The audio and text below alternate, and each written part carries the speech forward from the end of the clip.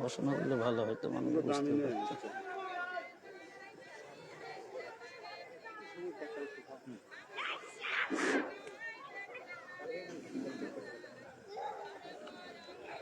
আলহামদুলিল্লাহ নাহমাদুহু ওয়া নুসাল্লি ওয়া নুসাল্লিম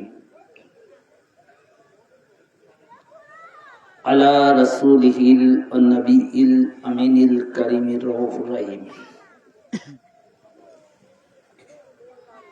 ওয়া আলা আলিহি ওয়া আহলি বাইতিহি الطيبين والطاهرين والمعصومين الأجمعين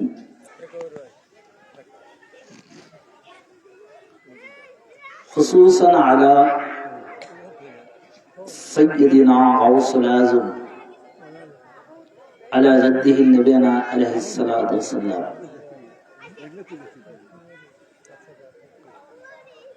وقد قال الله تعالى في كلامه المزيد وفرقان الحميد: أعوذ بالله من الشيطان الرجيم بسم الله الرحمن الرحيم. يا أيها الذين آمنوا استعينوا بالصبر والصلاة إن الله مع الصابرين. صدق الله العظيم وصدق الله ورسوله النبي الكريم. وقال الله تعالى في كلامه المزيد وفرقان الحميد: إن الله وملائكته يصلون على النبي يا أيها الذين آمنوا صلوا عليه وسلموا تسليما. اللهم صل على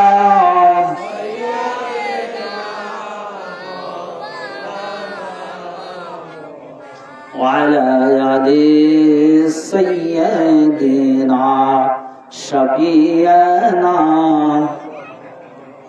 عرش پر رہا تاہ سرسا اولیاء اللہ کا عرش پر رہا تاہ سرسا اولیاء اللہ کا اے فلک ہے بول بالا اولیاء اللہ کا. اللہم جوان کھلے بولے مولانا محمد وعلی آلہ شفیعنا.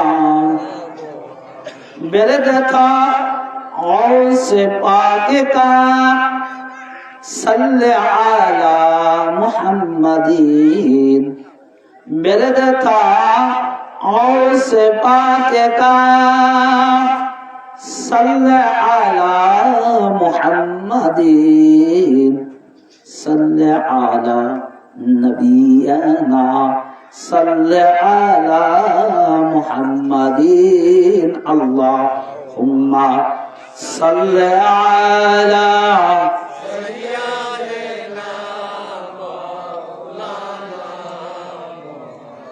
وعلى آل سيدنا شفيعنا. صل على ولينا سبحان الله. صل على ولينا صل على محمد. آپ ہے ابن مصطفیٰ صل على محمد. اللهم صل على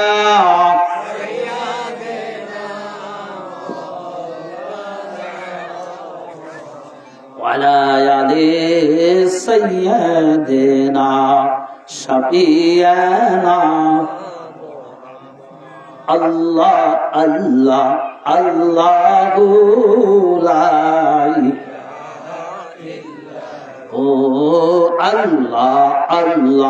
আল্লাহু লা আপনার তরে সৃষ্টি হলো নবী তামাম জাহান কে আসে আর আপনার মতো কে আসে আর আপনার মতো এ বিশ্ব মাজার নবীজি আল্লাহ আল্লাহ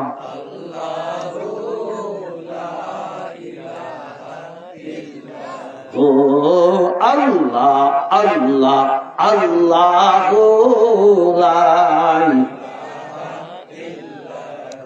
মেরাজেতে গেলেন গো নবী বুড়াকে সরোয়ার বিনা পর্দায় লামা কামে বিনা পর্দায় লামা কামে মাহবুবের দিদার নবীজি আল্লাহ আল্লাহ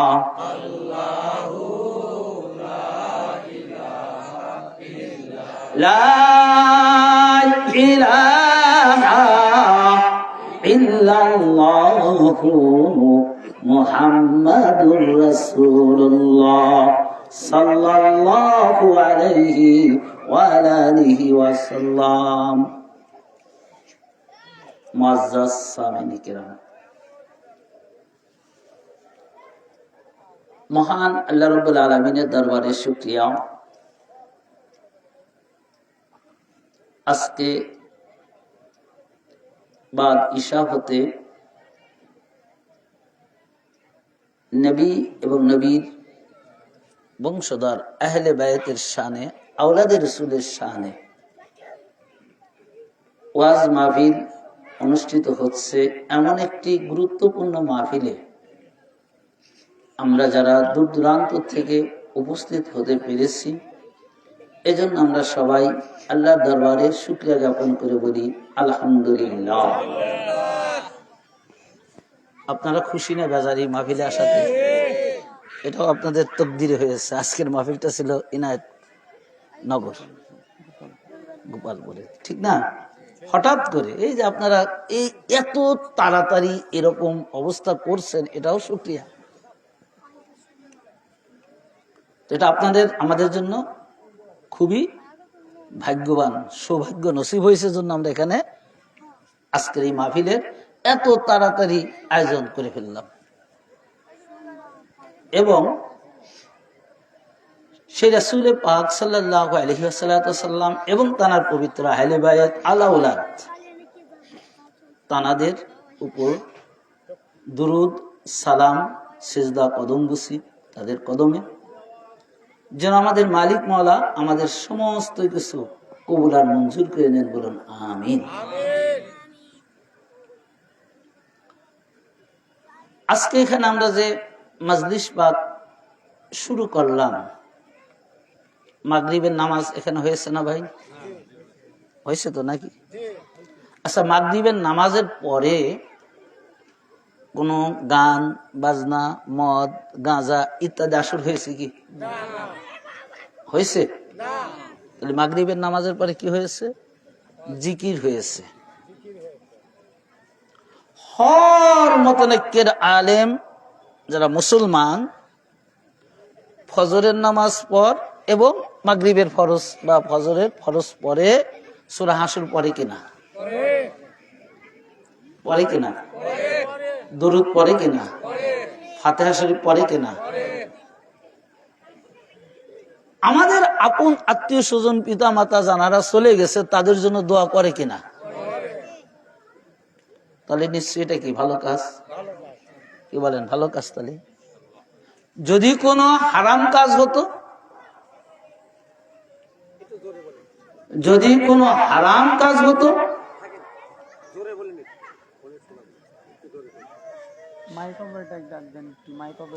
যদি কোনো হারাম কাজ হতো,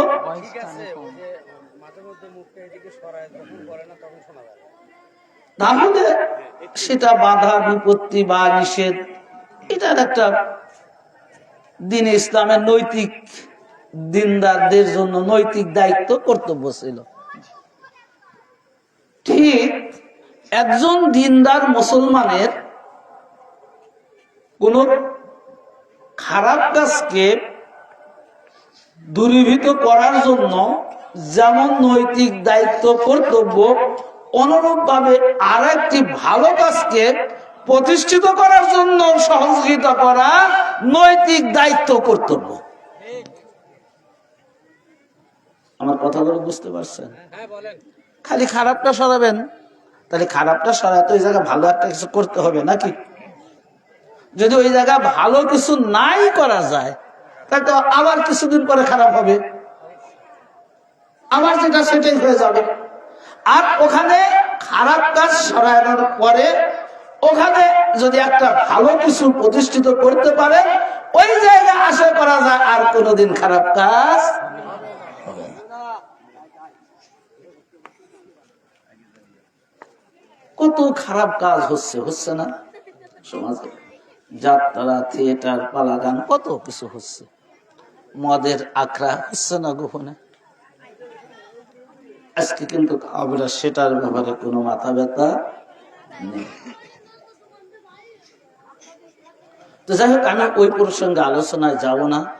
আমি কোরআন পাক থেকে একটি নামাজ প্রসঙ্গে আয়াত পাক তেলাওয়াত করেছি আপনাদের মাঝে, কারণ এটা আওলাদে রসুলের দরবার। আমরা আওলাদে রসুলদেরই প্রশংসা করব।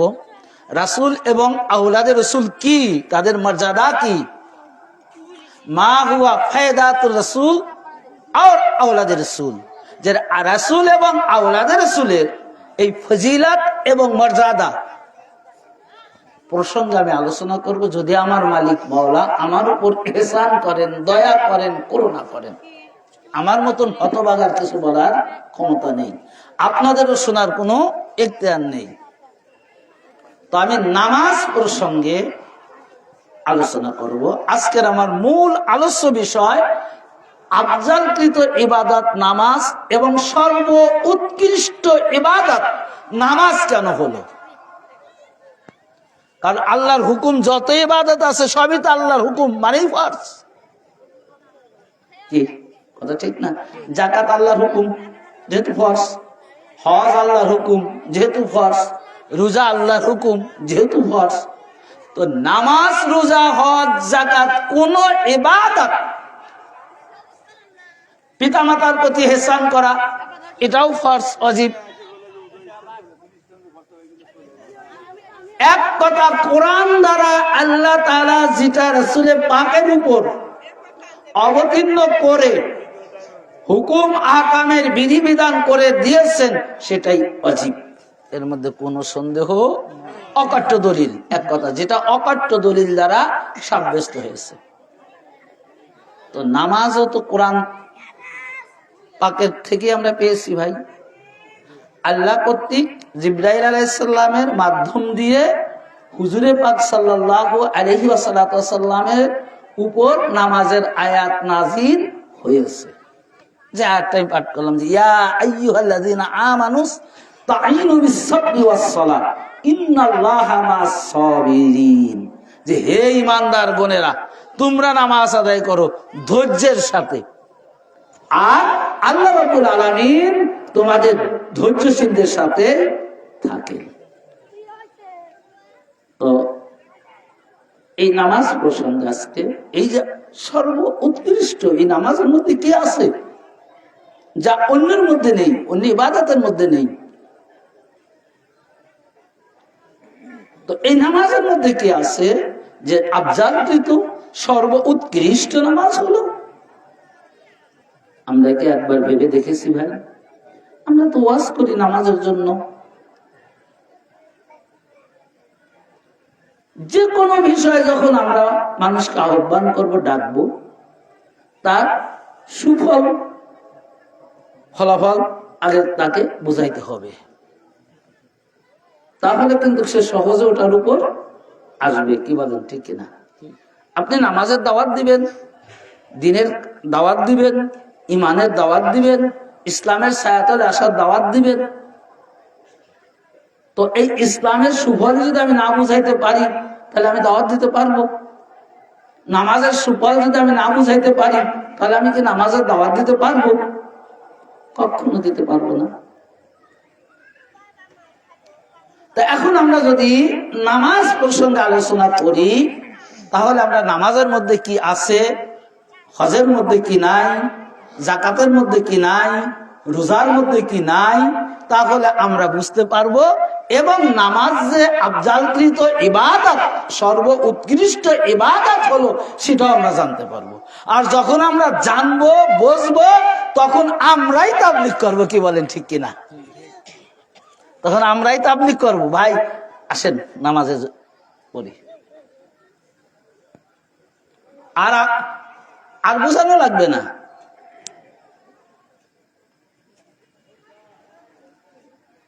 নামাজের পূর্বে আর একটা কাজ আছে,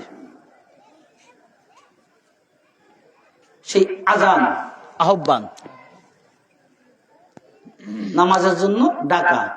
এই আজান থেকে শুরু করি। কি বলেন আপনারা? অসুবিধা আছে আপনাদের? আমার আবার কিন্তু সুর গাত আমি দিতে পারি না ভাই, এই ভেঙে ভেঙে, হ্যাঁ ভেঙে ভেঙেই বলবো ইনশাল্লাহ। এজন্য যদি না বোঝেন, বোঝানোর চেষ্টা করব। ভাষায় যদি না বোঝেন বলবেন, বোঝানোর চেষ্টা করব।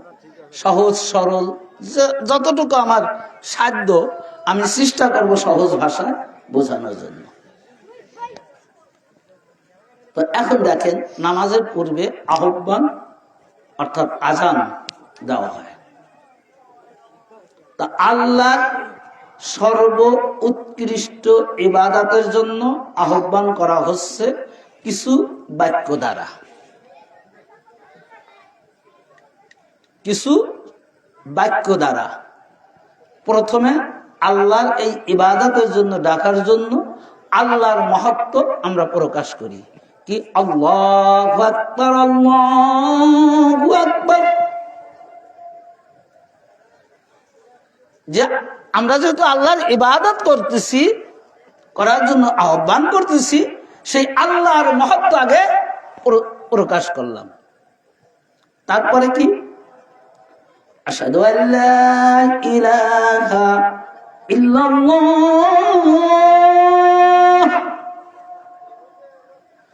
যে আল্লাহর মহত্বই শেষ নয়, আল্লাহর ইবাদতের জন্য বান্দাকে ডাকা হচ্ছে। শুধু আল্লাহর মহত্ব দিয়েই নয়, আল্লাহ ছাড়া অন্য কোনো ইলা নাই, মাবুদ নাই, প্রভু নাই, তিনি এক, অদ্বিতীয়, এ সাক্ষ্যটাও তার ইবাদতের জন্য যখন বান্দা আজানের মধ্যে ডাকে, এটাও আমাদের ঘোষণা করতে হচ্ছে। কি করি তো নাকি? এটুক হলেই তো হলো।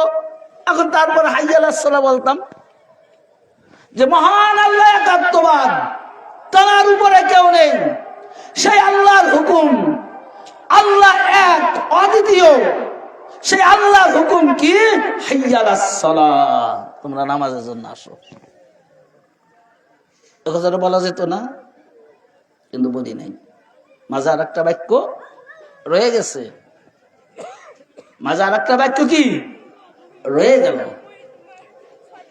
তারপরে নামাজ পড়লে কি হবে, সে বাক্যটাও আছে, হাইয়া আলাল ফালাহ।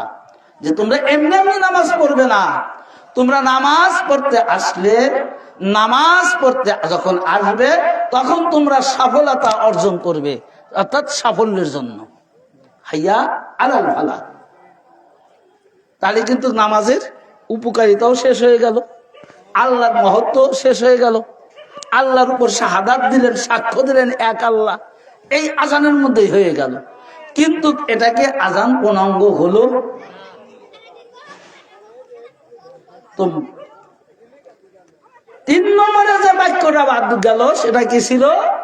আশহাদু আন্না মুহাম্মাদার রাসূলুল্লাহ। কেন রে ভাই? রাসূল তো আকার ভিত্তিক দুনিয়াতে একটা মানব সুরাতে এসেছে, তো তানার সুরত, তানার কথা আজানের মধ্যে কেন বলবো? ইবাদত তো আল্লাহর জন্য, ইবাদত তো আমি আল্লাহর জন্য করার জন্য ডাকতেছি, তো এখানে রাসূল পাকের নামটা কেন আসলো?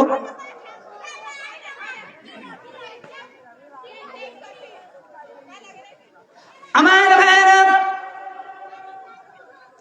আল্লাহ রাব্বুল আলামিন হুজুর পাক সাল্লাল্লাহু আলাইহি ওয়াসাল্লামকে এতটাই ভালোবেসেছেন, এতটাই মহব্বত করেছেন, আল্লাহর যত আফজালকৃত ইবাদতের মধ্যে নামাজ একটি সর্বোৎকৃষ্ট ইবাদত। আর সেই ইবাদতের জন্য যখন মানুষকে আহ্বান করা হয়, ওই আহ্বানটাও সর্বোৎকৃষ্ট আহ্বান, ঠিক না? আহ্বানটাও সর্বোৎকৃষ্ট আহ্বান। যদি কোন মুয়াজ্জিন আশহাদু আন্না মুহাম্মাদার রাসূলুল্লাহ না বলে, ওই মুয়াজ্জিনের আযান সঠিক হবে কিনা? তো আশহাদু আন্না মুহাম্মাদার রাসূলুল্লাহ না বললেন আযান হয় না। ওই মুয়াজ্জিনের আযান যদি না হয়, একদিন চাকরি করবে, 2 দিন করবে, 3 দিনের দিন তাকে টুপলা বেঁধে বলবে, বাবা সম্মান থাকতে তুমি দূরে সরে যাও। কি ঠিক তো? আর তার চাকরি থাকবে? আমার ভাইরা, মসজিদ যিনি করছেন, নামাজের জায়গা করছেন, নিজের জায়গা জমি অক্ষ করে, তার নাম ওই আযানের ডাকা হয় না,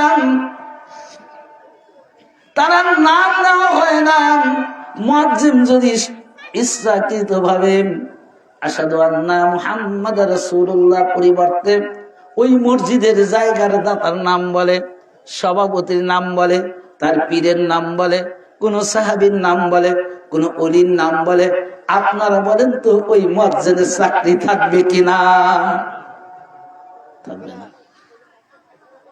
তাহলে এখন বুঝেন, এই জন্য আল্লাহ বলতেছেন, আমার হাবিব, আমি আপনাকে এতটাই ভালোবাসি, এতটাই প্যার করি যে আমার নাম আফজালকৃত ইবাদতে আছেন, আর ওই আফজালকৃত ইবাদতের মধ্যে আপনার নামটাও ছড়িয়ে দিলাম। চিৎকার করে বলুন সুবহানাল্লাহ। তাহলে আযান দ্বারা দেখা গেল যে পরে দিন আযানের মধ্যে দেখা গেল রাসূল আমাদের মতো মানুষ। কি বলেন? রাসূল আমাদের মতো মানুষ হলে তো তাহলে আপনার নামই নিত আযানে।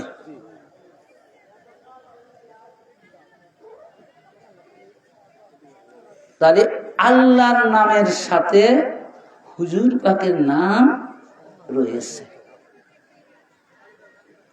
হুজুর পাকের নাম কি রয়েছে? আচ্ছা, এখন যদি আপনারা এখানে ওয়াজে আসছেন শোনার জন্য, এখন আপনার খুব ভালোবাসা বাসতেছে, আদর করতেছে, কিন্তু আপনার একটা ছেলে আসছে সাথে, তার প্রতি কোনো গুরুত্ব নাই, আদর নাই, যত্ন নাই, ঢুকতে দিচ্ছে না। আচ্ছা, আপনার যত অট্টালিকা, যত আরামের খাবার, সুন্দর পরিবেশে রাখুক, আপনার অন্তরটা শান্তি পাবে? কি বলেন? পাবে? কারণ কি? যে আমার ছেলেটা পড়ে আছে, হ্যাঁ, আমার ছেলেটা বাইরে আছে, আর তোমরা আমার ছেলেটা আদর করছো না, আমার নিয়ে এত ব্যতিব্যস্ত, আমার নিয়ে এত ব্যতিব্যস্ত। যখন আল্লাহ রাব্বুল আলামিন এই আয়াত পাকটা নাযিল করলো, কুল ইন কুনতুম তুহিব্বুনাল্লাহ ফাত্তাবিউনি, একটু প্রসঙ্গে যাব, কারণ যেহেতু রাসূল পাককে বোঝানো, রাসূল পাকের শান নামাজের মধ্যে রয়েছে, রাসূল পাকের সেই শান। এখন সাহাবীরা তো প্রত্যেকটা আয়াত পাকের পিছনে কোনো না কোনো কারণ আছে। এমনি এমনি আল্লাহ তাআলা কোন আয়াত নাজির করেন নাই। তো রাসূল পাক যখন এই ধরাধামে আগমন করলেন তখন কি একত্ববাদের কোনো কর্ম ছিল না। জোর যার মূল্য তার বিভিন্ন দেব দেবীর পূজা অর্চনা ইত্যাদি কাজে মানুষ লিপ্ত ছিল। তা হুজুর পাক যখন আসলেন তখন তিনি এক ওয়াহদানিয়াতের দাওয়াত দিলেন, লা ইলাহা ইল্লাল্লাহ।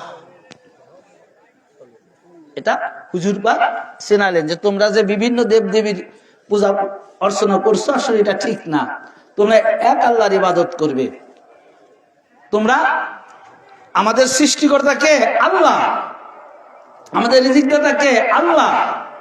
আমাদের পালন কর্তা কে? আল্লাহ। অর্থাৎ এক আল্লাহর ইবাদত করবে।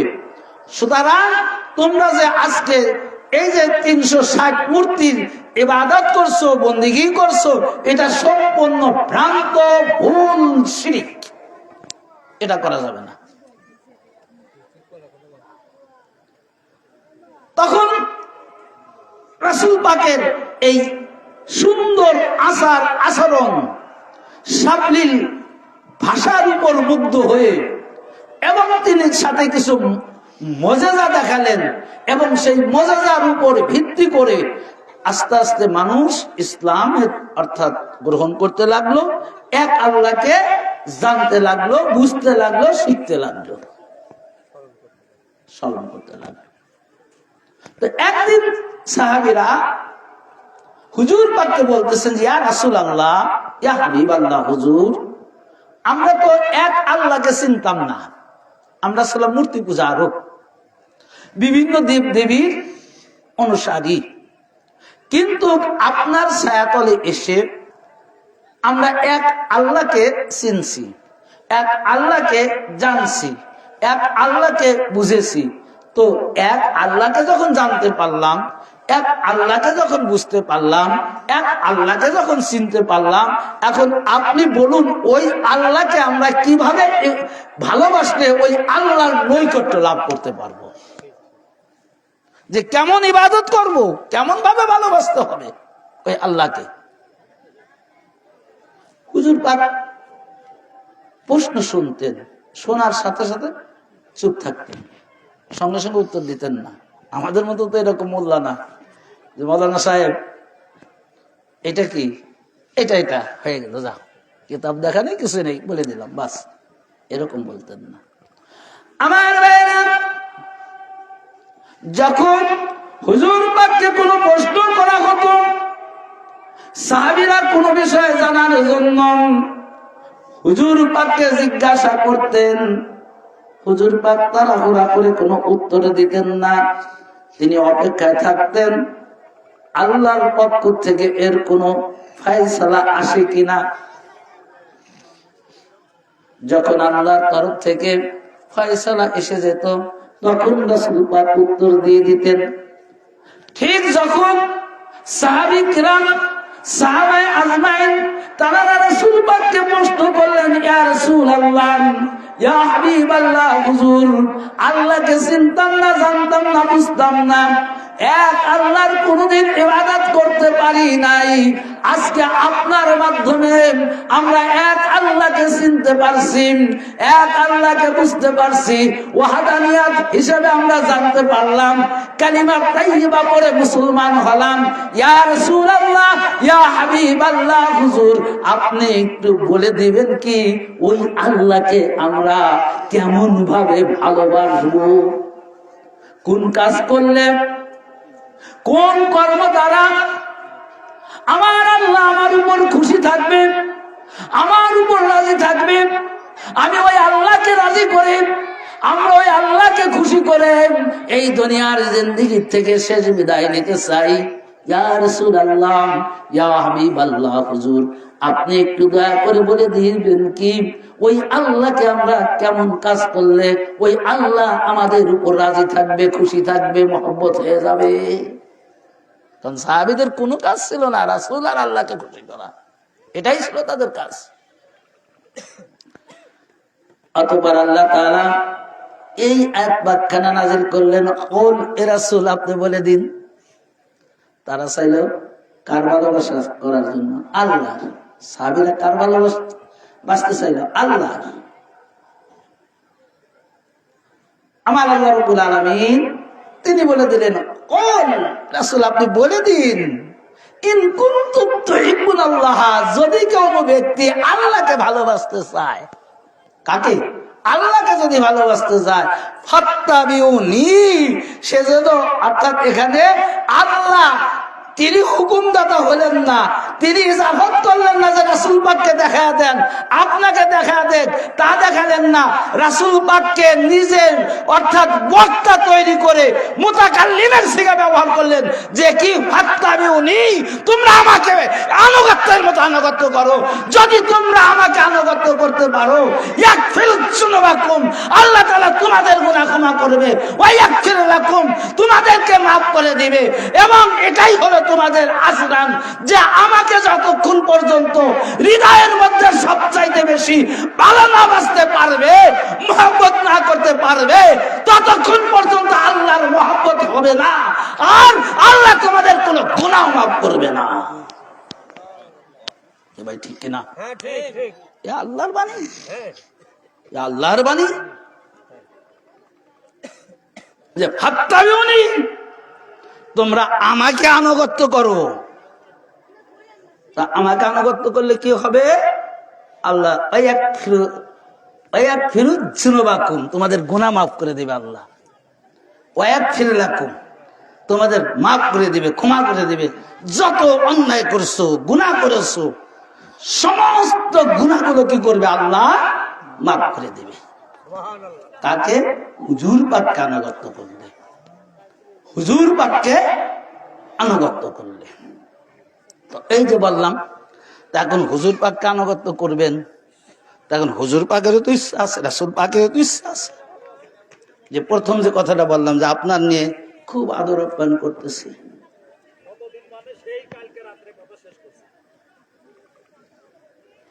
আমার ভাইয়েরা। এখন সাহাবীরা আরজ করে, ইয়া রাসূলুল্লাহ, ইয়া হাবিবাল্লাহ, তা আপনাকে ভালোবাসলে আপনার আনুগত্য তাহলে এখন কিভাবে করব? বোঝা গেছে? আপনাকেই আনুগত্য করতে হবে। তা আপনাকে আনুগত্য করলে কি হবে, কিভাবে করব? অতঃপর হুজুর পাক বললেন, যদি কোনো ব্যক্তি আমাকে ভালোবাসতে চাও, সেজন্য আমার আহলে বাইতকে ভালোবাসে, আমার আওলাদকে ভালোবাসে। এই জন্য নামাজের মধ্যে গেলে এটা একবারে অটোভাবে আপনার চলে আসবে। তো এটা আজানে গেল, মনে আছে আজান? তাহলে আজান কিন্তু রাসূল পাক ছাড়া হয়নি, হয়নি। তো এটা গেল আহ্বান, নামাজের পূর্বের কাজ। এখন নামাজের সময় হয়ে গেল, ইকামতেও একই, রাসূল পাকের নাম ইকামতেও আছে। এখন নামাজে যখন দাঁড়িয়ে গেলেন, 13টা ফরজ আছে নামাজের মধ্যে।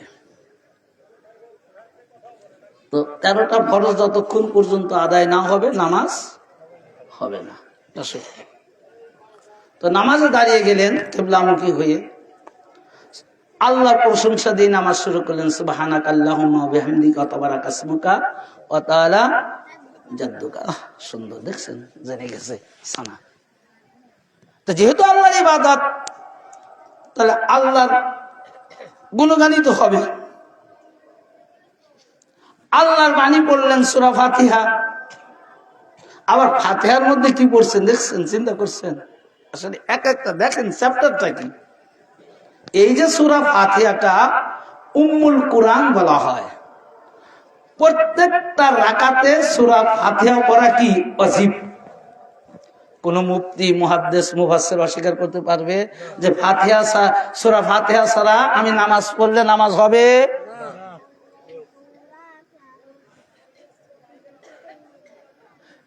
এক রাকাত, 2 রাকাত নামাজ পড়লে 2 বার সূরা ফাতিহা পড়তে হবে, 3 রাকাত পড়লে 3 বার পড়তে হবে, 4 রাকাত পড়লে 4 বার এই সূরা ফাতিহাটা পড়তে হবে। কত বড় নিয়ামতের সূরা, কত বড় কম্পালসরি সূরা। দৈনন্দিন 5 ওয়াক্ত নামাজে প্রতিটা ওয়াক্তে যত রাকাত নামাজ আদায় করেন, ফরজ পড়েন, সুন্নত পড়েন, নফল পড়েন, প্রত্যেকটা রাকাত নামাজের মধ্যে সূরা ফাতিহা না পড়লে আমার আপনার নামাজ আদায় হবে না। আমার ভাইরা, সূরা ফাতিহা আল্লাহর কালাম। কি সূরা ফাতিহা কার কালাম? আল্লাহর কালাম। সূরা বাকারা আল্লাহর কালাম, সূরা ইমরান আল্লাহর কালাম, সূরা নিসা আল্লাহর কালাম, সূরা মাইদা আল্লাহর কালাম।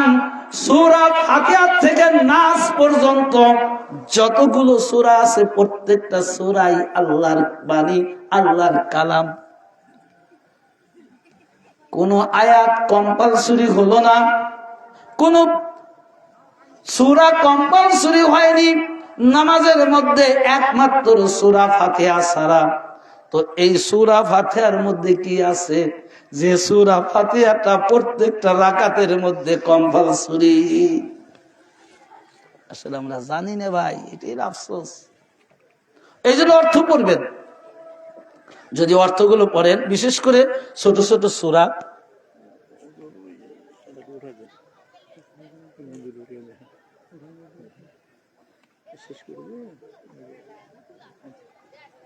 আল্লাহুম্মা সাল্লি আলা সাইয়্যিদিনা মাওলানা ওয়া আলা আলি সাইয়্যিদিনা শাফিয়ানা।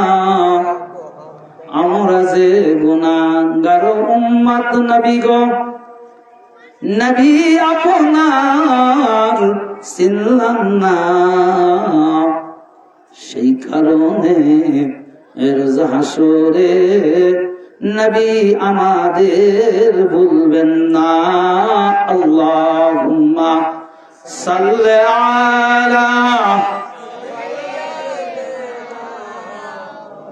মাওলানা মুহাম্মদ ওয়া আলা আলি সাইয়্যিদিনা। শেষ করে দেওয়া লাগবে নাকি?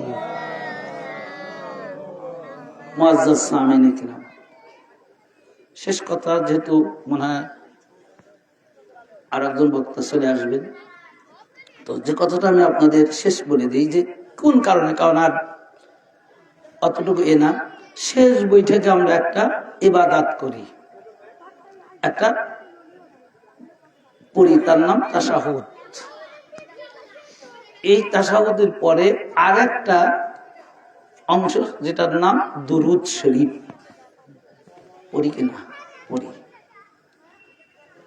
এই দুরুদ শরীফ এবং এই মানে দুরুদ আর যেটা আত্তাহিয়াত তাশাহুদ, এই দুইটা মিলে এবং শেষের দোয়া মাসুরা, এই তিনটের সমন্বয় একটা নাম তাশাহুদ, শেষ বইটাকে। তো এই দরুদ শরীফটা যখন আমরা পড়ি, এই আল্লাহুম্মা সাল্লি আলা মুহাম্মাদিন ওয়া আলা আলি মুহাম্মাদ, এই তাশাহুদ যদি বাদ দেন তাহলে কিন্তু নামাজ হবে না, পড়তেই হবে 2 বার করে। তাও মানে 4 রাকাত নামাজে 2 বার, 3 রাকাত নামাজে 2 বার, আর 2 রাকাত নামাজে 1 বার। তো হজ যখন করতে যাবেন এটা কিন্তু নাই। রমজানে রোজা রাখবেন এটা কিন্তু নাই। দরুদ পড়তে হবে, রোজা রাখে, এটা কি কোনো রোজার ফরজ? ফরজ না। রোজার যেগুলো ফরজ ওইগুলো আদায় করলেই হয়ে গেল, ওটার মধ্যে কোনো দুরুদ নাই আর রাসূলের জিকির নাই। যাকাত যখন আপনি দিবেন, এই যাকাতের মধ্যেও তাই, যাকাতের ফরজ অর্থাৎ হইলে আপনার যাকাত দিয়ে দিতে হবে, এটাই ফরজ, আর কিছু না। মালিকের নিসাব হলে আপনার যাকাত দিতে হবে, এটাই ফরজ। এর মধ্যে আপনি দোয়া পড়বেন কি দুরুদ পড়বেন কি না পড়বেন ওটার কোনো কথা না, আপনার যাকাত খরচ হয়ে গেছে, আপনি জাকাত দিয়ে দিবেন। সে যে অর্থই হোক, যে সম্পদই হোক, যদি স্বর্ণ হয় স্বর্ণ দিয়ে দিবেন অনুপাতে টাকা, কৃষি সম্পদ হলে কৃষি সম্পদের দিতে হবে, নগদ টাকা হলে নগদ টাকা দিতে হবে। কিন্তু এর মধ্যে কোনো দুয়া দরুদ তাশাহুদের কোনো কারবার আছে? আপনারা বলেন আছে? আমি কি লাইভ টেলিকাস্ট অল বিশ্বের মধ্যে যারা আমার সাথে ফ্রেন্ডশিপ আছে তারা দেখছে। এখানে মিথ্যে বলা যায় খুব কঠিন না।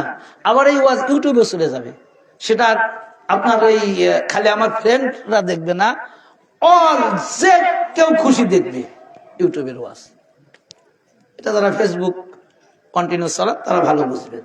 তাহলে কিন্তু কথা এখন আর ওই সেই যুগ নাই যে যে কোনো কথা বলে আপনি চলে গেলেন।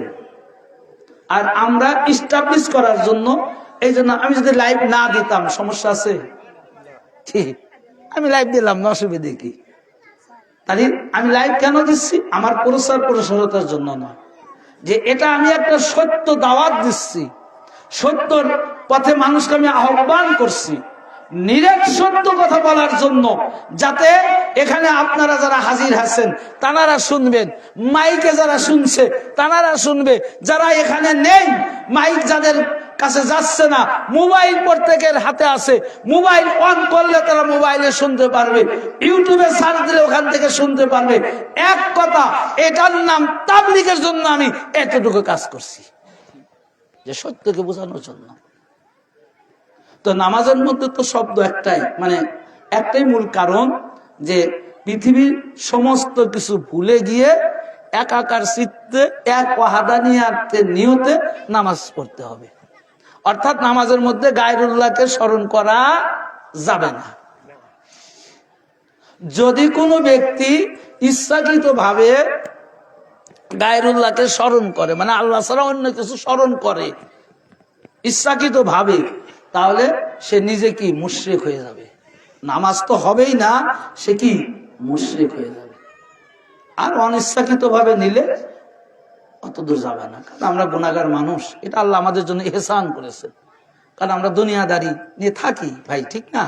নামাজ পড়তে গেলে যারা ব্যবসা বাণিজ্য নিয়ে থাকেন, হয়তো ব্যবসার কথা আসতে পারে, কারো পীরের কথাও আসতে পারে, সংসারের কথাও আসতে পারে, কিন্তু তাতে অনিচ্ছাকৃত ভাবে, ইচ্ছা নেই, নিয়ত নেই, অনিচ্ছাকৃত ভাবে যদি কোনো ব্যক্তি এগুলো করে, গায়রুল্লাহকে স্মরণ করে, সে মুশরিক হবে না। কিন্তু ইচ্ছাকৃত ভাবে করলে মুশরিক। অনুরূপ আল্লাহ নবী কি গায়রুল্লাহ? গায়রুল্লাহ না, তাহলে আল্লাহ নবী গায়রুল্লাহ? আল্লাহ ছাড়া যে আসবে সেই তো গায়রুল্লাহ। আল্লাহ ছাড়া যে আসবে সেই গায়রুল্লাহ, মানে আল্লাহ ব্যতীত। আলে রাসূল তিনি আল্লাহ ছাড়া। তাহলে এখানে বোঝেন যে একজন ব্যক্তির নাম নিলে নামাজ হবে না, যে কোনো ব্যক্তি হোক, সে ইচ্ছাকৃত নিলে সে মুশরিক হয়ে যাবে। আর অপরদিকে আর একজনের নাম না নিলে নামাজ হবে না, তাই না? আমার নাম নিলে, আপনার নাম নিলে নামাজ কি বাতিল হবে, আপনি মুশরিক হয়ে যাবেন। আর নবী এবং আলে রাসূলের নাম না নিলে আমার আপনার নামাজই হবে না। এখনো বলেন তো আল্লাহর নবী এক কিনা, আমাদের মতো মানুষ কিনা?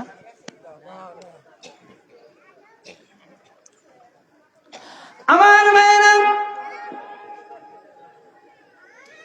যত ইবাদত আছে, কোন ইবাদতের মধ্যে নবী এবং নবীর আওলাদ আলে রাসূলের জিকির নাই, নাই নাই, কম্পালসরি না। কিন্তু নামাজ এমন একটি ইবাদত ভাই, এই নামাজ যখন আপনি পড়তে যাবেন, এই নামাজ যখন আপনি আদায় করতে যাবেন, এই নামাজের মধ্যে আপনার নবীর নাম আছে, নবীর আওলাদের নাম আছে।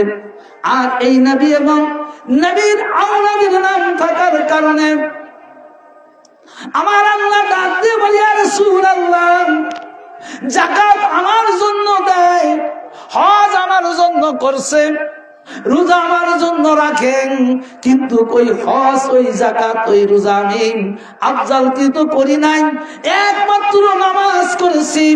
কারণ এই কারণে যে বান্দা যখন নামাজে দাঁড়িয়ে যায়, ওই নামাজের মধ্যে আমার জিকির করে, আমার তাজকিরা করে, সাথে সাথে আপনার এবং আপনার আওলাদের তাজকিরা করার কারণে সকল ইবাদত থেকে আমি নামাজখানা কি করলাম, আফজালকৃত সর্ব উৎকৃষ্ট নামাজ বানিয়ে দিলাম। যদি নবীর নাম নামাজের মধ্যে না থাকতো, যদি নবীর আওলাদের নাম নামাজের মধ্যে না থাকতো, নামাজ নামাজি হতো না, নামাজ নামাজি হতো না। আওলাদের রাসূলের নাম আছে, নবীর নাম থাকার কারণে নামাজ নামাজ হয়েছে, শুধু নামাজি হয়নি, এই নামাজ খানান আফজালকৃত ইবাদত হয়েছে। সুবহানাল্লাহ, এটা জোরে করুন।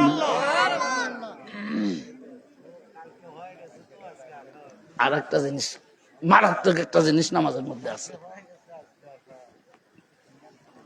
আসলে আমরা অর্থ কইলাম না যে অর্থ করি না, এটাই আমাদের দোষ। আরে ভাই, দলিল কোথায়? নামাজ দলিল, রাসূল পাকের শান, নামাজি দলিল।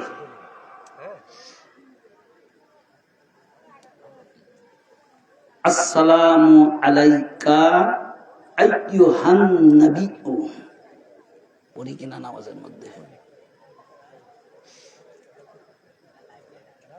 আরবি গ্রামার জেনে জানতে হয়। এখানে দুইটা শব্দ, একটা কা জমির আছে আর একটা হরফে নেদা আছে। এই দুইটা শব্দ ব্যবহার করা হয় একেবারে সবচাইতে নিকটতম ব্যক্তি দেখে। হরফে নেদা দুই প্রকার, একটা দূরবর্তী, এটা এমনি পাঁচটা আছে, তার মধ্যে একটা দূরবর্তী আর একটা নিকটবর্তী।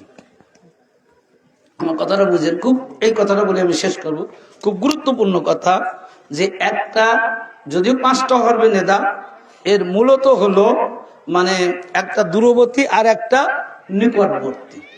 তাই দূরবর্তী শব্দ হলো আয়া, হায়া ইত্যাদি, আর নিকটবর্তী শব্দ যেটা ব্যবহার করা আইয়ুন, মানে একেবারে নিকটে। আর একটা জমির আছে, কা জমির, বাংলায় সর্বনাম, আরবিতে জমির। এই কা জমিরটা হলো আপনার, অর্থাৎ একেবারে নিকটে বসে যিনি থাকে তাকে। যেমন এই কিতাবটা আমি এই আমার ভাইজানকে দিলাম যে এটা আপনার, তার মানে কি? কা, মানে একেবারে কাছে। যে আমার ভাইয়ের নাম জনাব কাউসার আহমেদ, যে আইয়ুন কাউসার, হে কাউসার আপনার জন্য এটা, তার মানে একেবারে কাছে যাকে দেখা যায় তার জন্য কা জমির এবং আইয়ুন শব্দটা ব্যবহার করা হয়। এই নামাজের মধ্যে যখন হুজুর পাকের উপর যখন সালাম দিচ্ছেন, এই দুইটা শব্দ ব্যবহার করছে। একটা কি আইয়ুহান নাবিয়্যুকা, যে হে রাসূল আপনার উপর সালাম, তার মানে এর অর্থ হলো যে রাসূল পাক প্রত্যেকটা নামাজের নিকটে। যদি দূরে থাকতে এই শব্দ ব্যবহার করা হতো না, যদি আড়ালে থাকতে এই শব্দ ব্যবহার করা হতো না, যদি কোনো ওই নামাজের জায়গার বাইরে থাকতো এই শব্দ ব্যবহার করা হতো না।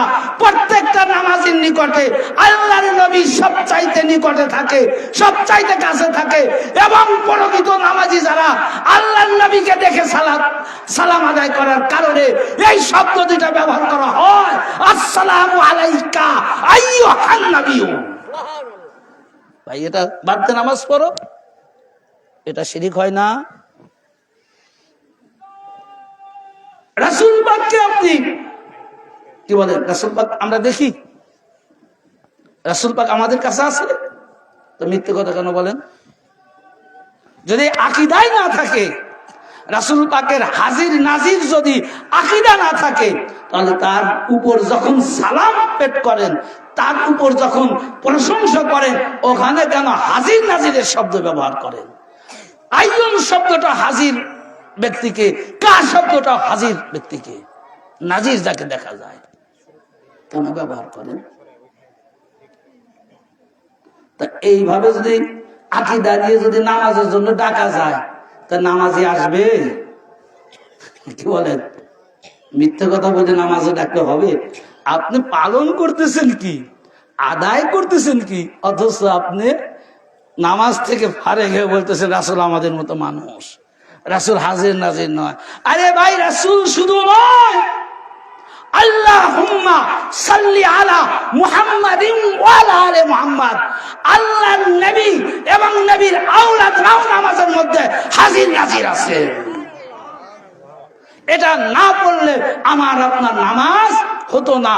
এবং এই যে নামাজ আফজালকৃত কোরআন পাকের মধ্যে ৮২ বার নামাজের কথা বলছে, একমাত্র নবী এবং নবীর আওলাদের জিকির করার জন্য, তাদের নাম থাকার জন্য এই নামাজ সর্বোৎকৃষ্ট ইবাদত হয়েছে। অল্প সময়ের মধ্যে বুঝাইতে পারলাম ভাই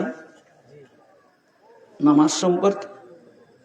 আপনারা দিনিয়াত পড়বেন, অর্থ নামাজের যে ১৩টা ফরজ, এই ফরজগুলো আদায় করবেন এবং অর্থ সহ সূরা কিরাত গুলো পড়বেন।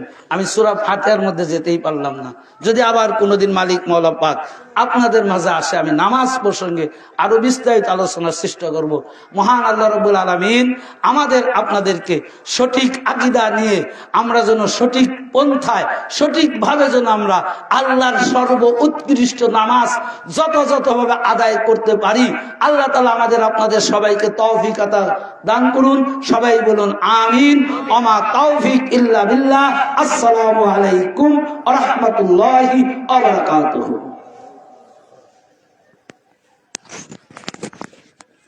বন্ধ করে দেন।